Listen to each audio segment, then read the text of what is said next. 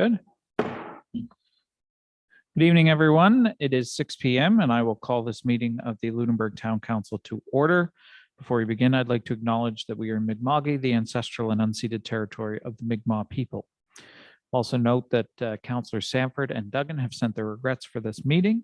And with that, I will look for a motion to approve the agenda as circulated. Moved by Councillor Ernst, seconded by Councillor Birtles. Any additions or deletions? Seeing none, all those in favor? Opposed, the motion's carried unanimously. That takes us on to the meeting minutes of March the 8th. Can I get a motion to approve those as circulated? Moved by the Deputy Mayor, seconded. Councillor Halverson, was that a second? Seconded by Councillor Halverson. Any errors or omissions to note? Seeing none, all those in favor? Opposed, the motion's carried. We have two presentations tonight. The first is from the Lunenburg County Senior Safety Program, and we have with us David Murdoch and Corporal Payne from the RCMP. And I will turn the floor over to them for 10 minutes.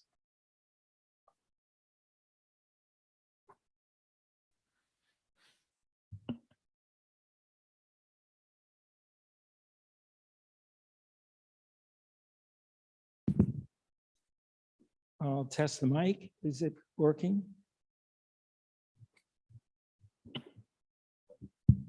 Yeah, okay. It's working.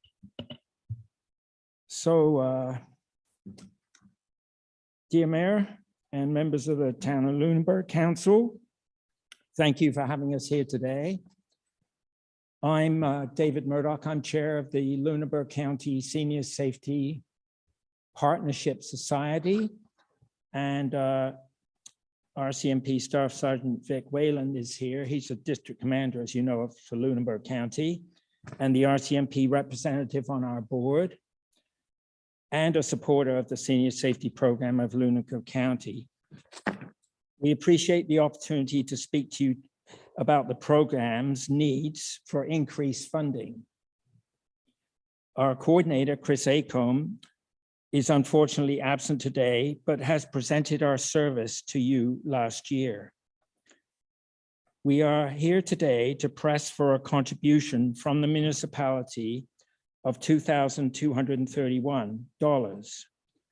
We've sent a formal letter and we wanted to give you a chance to ask questions. However, before we take questions, we have a short presentation. Recent monthly reports and the 2021 annual report show an increase in the need for the services that the program provides. When the coordinator, who is entitled to vacation, family, and sick time, is absent, there is currently no other full-time or part-time staff member to continue with the services for our seniors, as is the case at this time. Since February 24th, no new clients have been able to access the services offered by the program, as we currently have only one staff member.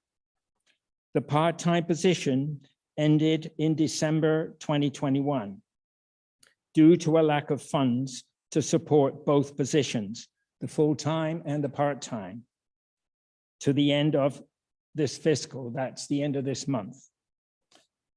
We expect our full-time coordinator will be returning to work on March 24th. Our seniors greatly deserve the services this program offers. They will need your financial support, and I'm sure many of you have, on behalf of somebody, accessed our service or know someone who has benefited from the services we provide. Next slide, please. So this slide shows that there's an increased need for funding. And, oh, sorry, it's to show that why there are increased demands on our services. So COVID issues, everyone's familiar with COVID and the problems that every one of us has faced with COVID. Home visits, where public health is allowed, home visits have increased. Fraud, I think we're all susceptible to fraud, both on the internet, over the phone, and even at the front door. And seniors, vulnerable seniors are in particular vulnerable to fraud. Abuse. This includes financial, physical, and mental abuse. And things that aren't on there, housing shortage, that I'm sure you're all familiar with. And there are many interventions that have multiple associated events. For example, COVID has caused people to be more confined, housing shortages, doubling up or even more people living together. And then if you have throw in mental health issues and abuse, it's an ugly mix for a lot of people. Next slide, please. So we need an increase in funding. Firstly, to support our increasing vulnerable senior population. We need to provide financial and HR support to our coordinator, and full-time and part-time. We need to retain the consistency of at least 2 trained staff, that is full-time and part-time, and reduce burnout. The work can be stressful, and our coordinator is very reluctant to take time off. And having somebody on a part-time basis gives her that opportunity to do that. And also, it supports policing. So where the coordinator can intervene, then a member of the RCMP doesn't have to. And that's a savings. Next slide, please. Currently, the budget to the end of this fiscal, that's to the end of March this month, it consists of 25,000 the province put in, 27,000 just over that the council municipalities in Lunenburg have put in, and 5,000 the United Way put in. And if that budget was maintained into our next fiscal year, which it won't be, then we would have to actually reduce the full-time hours, the hours of our full-time coordinator. However, I'm happy to announce, if you don't already know, that in our proposed budget, we've already received a 100% increase from the province. So they've increased their contribution for 22-23 to 50,000. And we're asking the councils, the 5 councils, to increase their contribution by 75%. The United Way has indicated, and the letter from the United Way was attached to our request from this council. They've indicated that if all councils increase their contributions by 75%, then they would increase their contribution from 5,000 to 8,400. We're most grateful for that. These monies go to wages, mostly.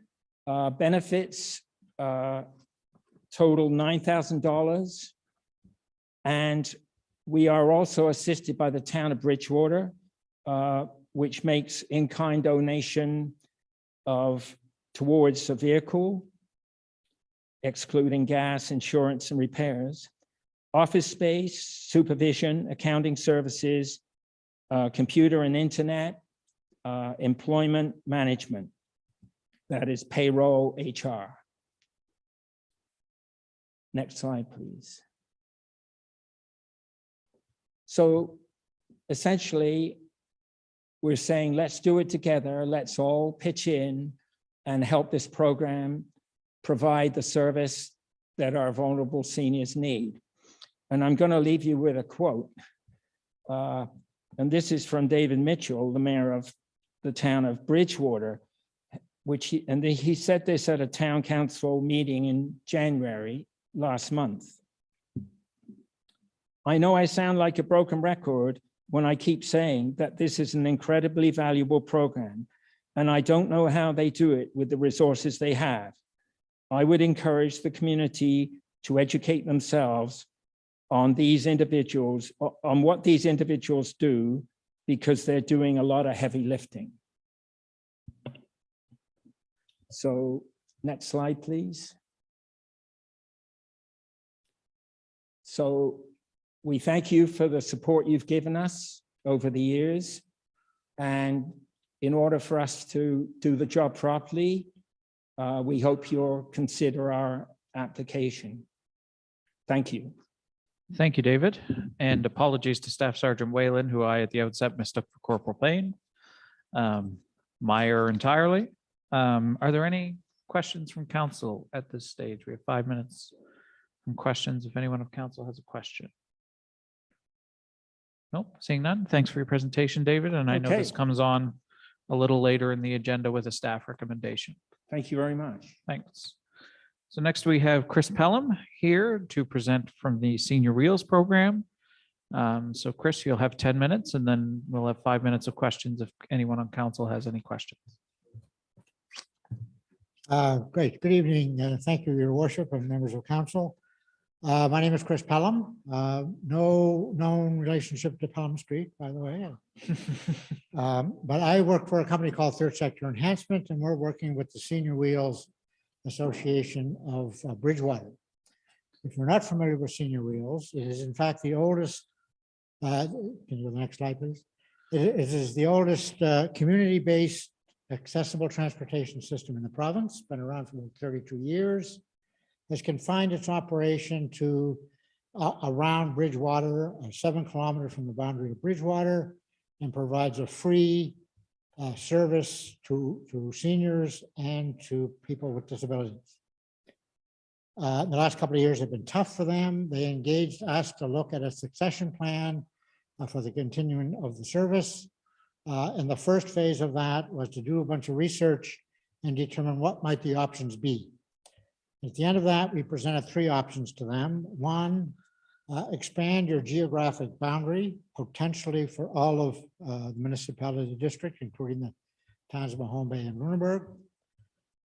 Confine it to the current area you are, but increase the demographic. So service everybody in the community, or close up shop were the 3 options that we had given them. They initially had chosen the second one, where they wanted to stay within the existing geographic boundary. And as we analyzed that and looked at the details of that, we came to the determination that would not fly, would not work. We went back to them and suggested that there's now only 2 options: 1, expand the boundary, or 2, close up.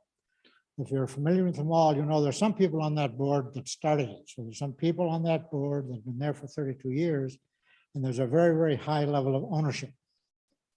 And there was some degree of reluctance to move beyond the geographic area, recognizing that the way the organization is structured and funded is that it would need to make an extensive change to their way of operating. They are currently virtually 100% volunteer, from the drivers to some of the maintenance to the administration to all the management is all volunteer. And if they are going to expand to that larger territory, that would no longer work, and they would need to engage staff, and they would need a different organizational and governance structure in order to manage that.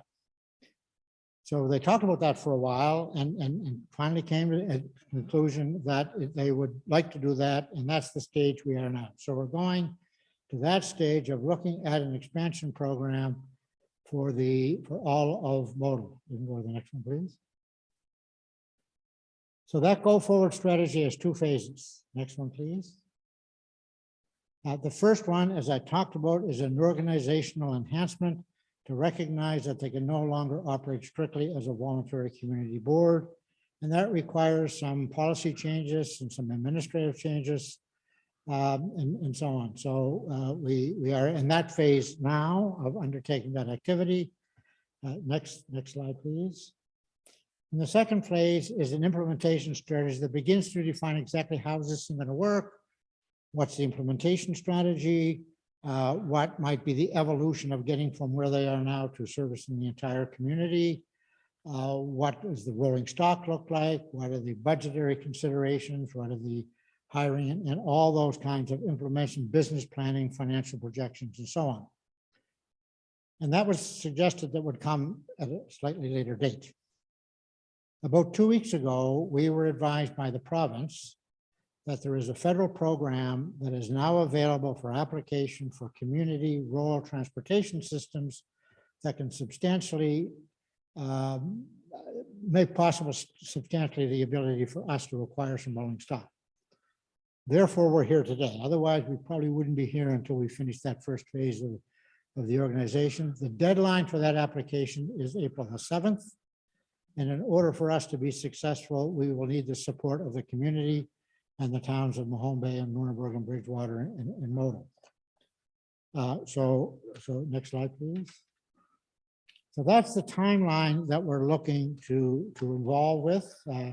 March, we've been undertaking that research and those governance models and so on. And you may know as well, there's about 18 other community-based rural transportation systems in Nova Scotia.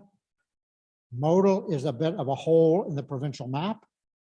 If we look at the entire map, there's Modal and St. Mary's are the only two areas that don't have them. So the province is very anxious to kind of move this along. So we've been looking at that first phase, and we'll be presenting to them some governance models, some policy determinations, and that kind of stuff shortly. And once that evolves, we'll get into that detailed business planning exercise. In the meantime, we need to make an application to this fund. Before I move on from that slide, is that we look at implementation in August. I think it's important to say that that is the beginning of the implementation in August. To suggest that in August we'll be ready to serve the municipality of the district of Lunenburg and the towns within it would be dreaming technically. It's not going to happen. You may know we only have one bus at the moment, and we just really couldn't service that facility. So that implementation could expand beyond the territory that's now being served and may include the two towns, but we're not 100% sure about that. So next slide, please.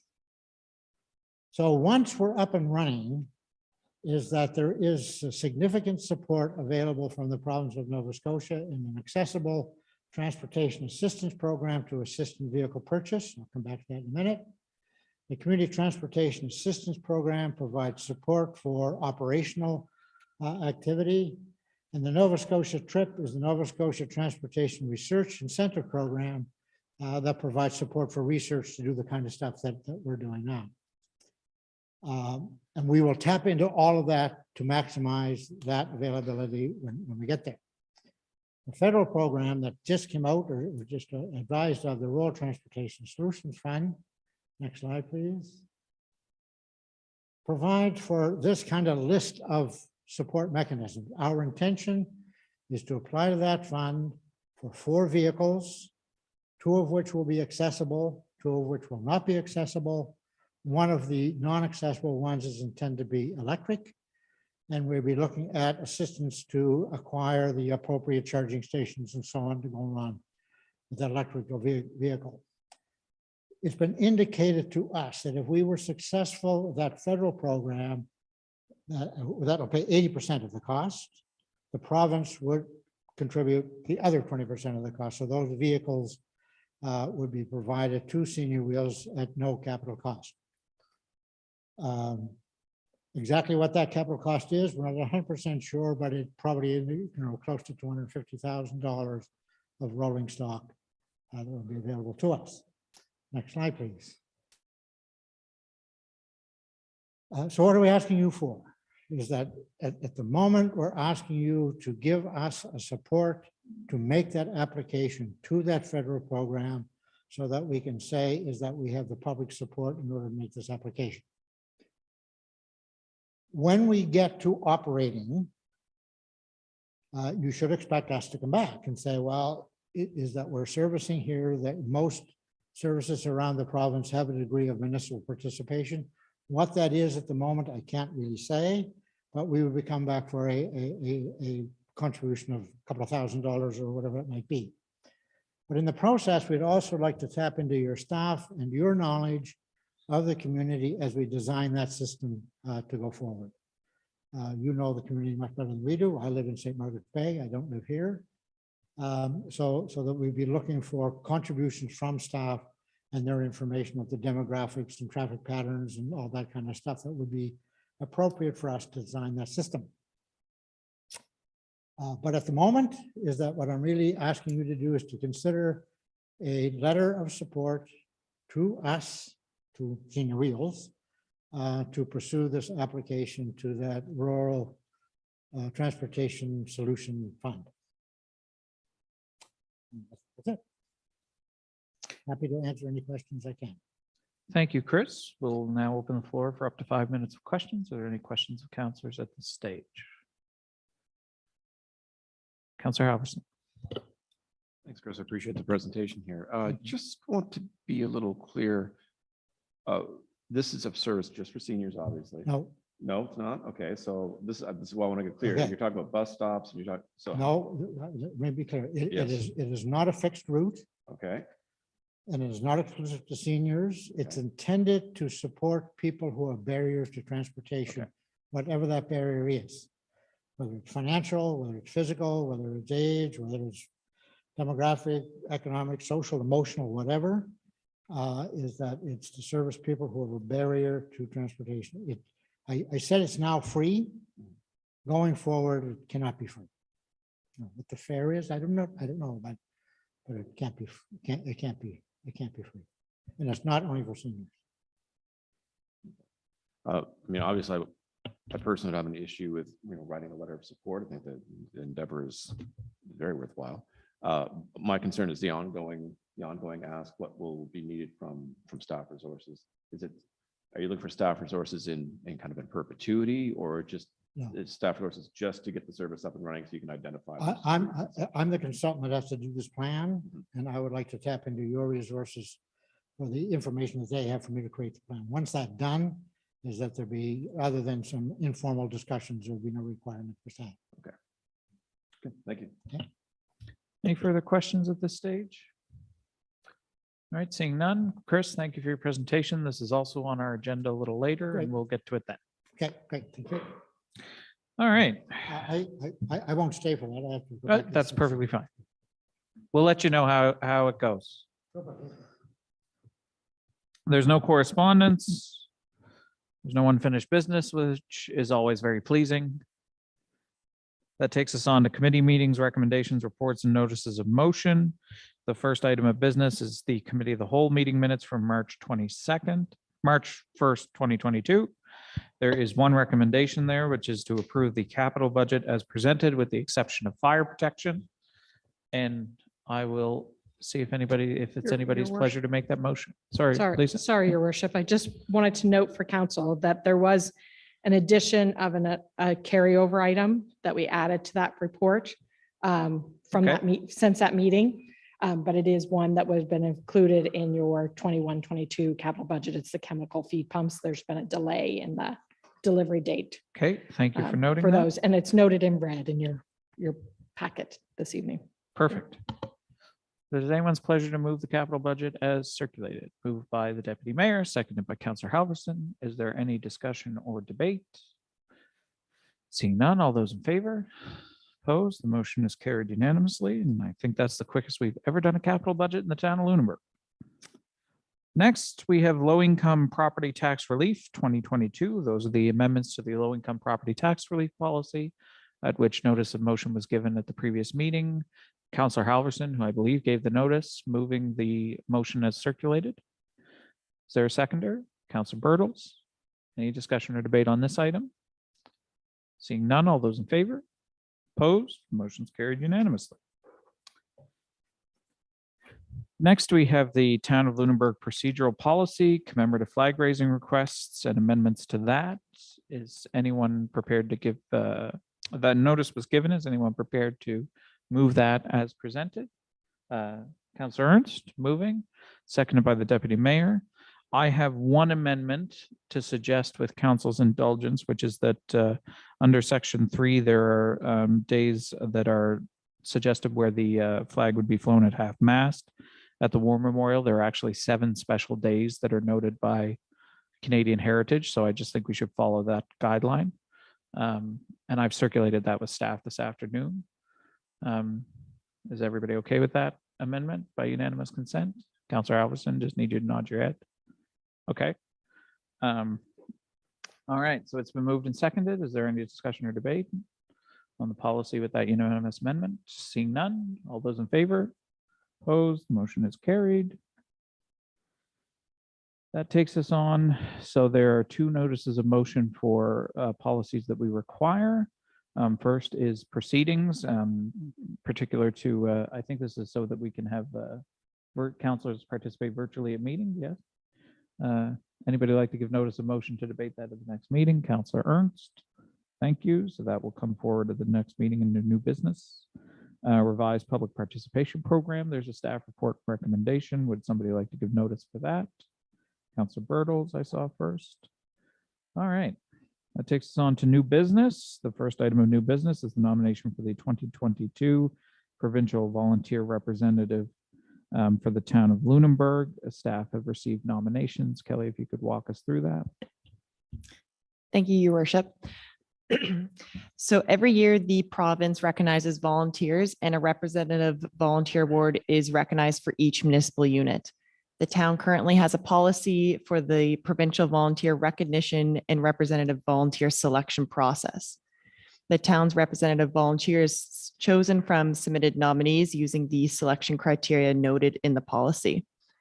Based on the results of the selection process, staff are recommending to council that Crispin Cook be approved as the town's 2022 Provincial Volunteer Award representative. Thank you, Kelly. Anybody's pleasure to move that? Moved by Councillor Ernst, seconded by Councillor Bertels. I think we'd all agree that Crispin is a beloved local institution and well deserving of this award.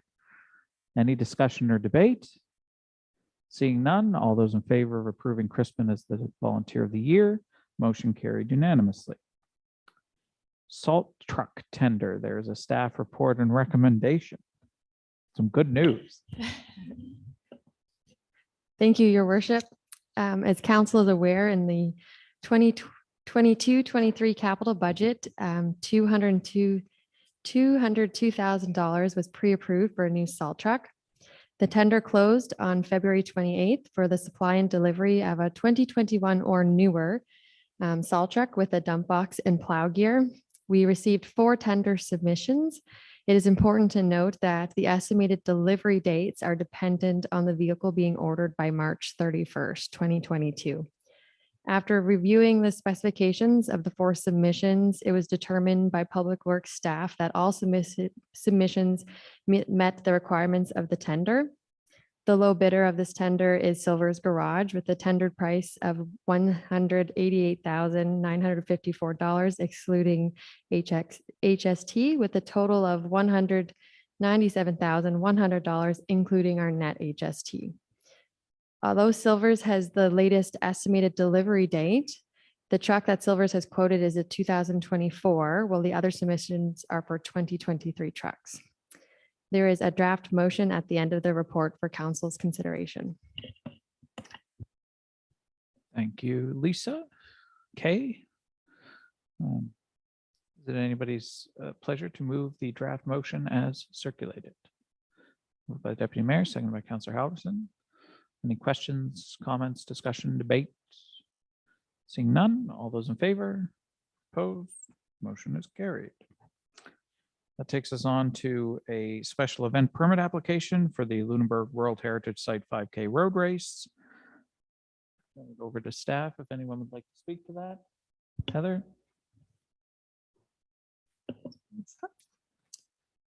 The Lunenburg World Heritage 5K Road Race, which was also previously known as the Muffin Run, but I note that the name is dropped now, is back after a pandemic hiatus, and it will be held Sunday, June 12th, assuming that their special event permit is approved. This report is supplemental to the special event application to provide conditions of approval to avoid putting them all in the motion, which you'll note here in section 2. We don't have a copy of their insurance certificate yet, but it is pending according to the organizers.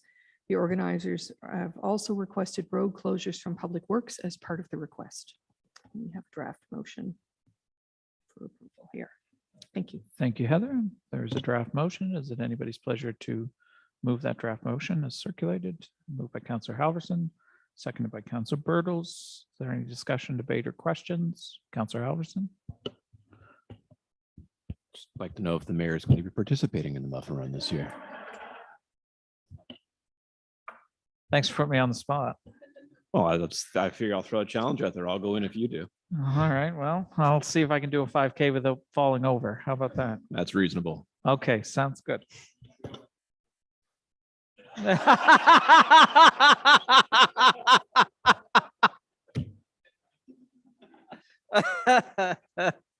Oh, you're a funny one. I assume that all of council will participate with me as well. And Councillor Halverson, since you're so good at making the remarks. All right. All those in favor? Opposed? The motion's carried. The next, we have Bird Classic request for exemption to the noise bylaw. So the Bird Classic is requesting an exemption for April 1st and 2nd until 12 a.m. Anybody willing to move that? Moved by Councillor Bertels, seconded by Councillor Ernst. Any discussion, debate, questions of staff on that? Councillor Halverson? I just want to note, this is a one-time exemption for that one weekend. Just for council's information, I have had some concerns brought forward to me about noise from music from venues over the course of the summer, disturbing the peace of people's enjoyment in their backyards and things. So just to assure people, this is the one-time exemption as permitted by our bylaw. And I think it's something we need to address on a go-forward basis if we'll get more of these. That's not to say we're getting more, but I think it's something to look for. If we get more of these, we should consider that going forward. Yeah, all of these are, applicants, and all of them are up to council to, grant or withhold approval. So Exactly. take them as they come. That's it. And yeah, I'm sure we can consider when we go through our bylaw and policy review, any worthwhile amendments to the noise bylaw. All right, any further discussion, debate? Seeing none, all those in favor? Opposed? Motion carried. Lunenburg County Senior Safety Programs. There's a motion related to the presentation to refer the grant request for the community grants, for consideration. Moved by the Deputy Mayor, seconded by Councilor Bertels. Discussion or debate? Seeing none, all those in favor? Opposed? The motion is carried. And they're finally related to the Senior Wheels Program presentation, moved and seconded to provide a letter of support to Senior Wheels for their application to the federal government for rural transit solutions funding. Anybody willing to move that? I think I saw Councilor Ernst, then Councilor Bertels. Any discussion or debate? Seeing none, all those in favor? Opposed? The motion is carried. And now I need a motion to meet in camera to meet and discuss the following matters pursuant to section 22(2) of the Municipal Government Act, moved by the Deputy Mayor, seconded by Councilor Bertels. All those in favor? Opposed? Motion is carried. And with council's unanimous consent, we'll take a 10-minute recess and reconvene in camera.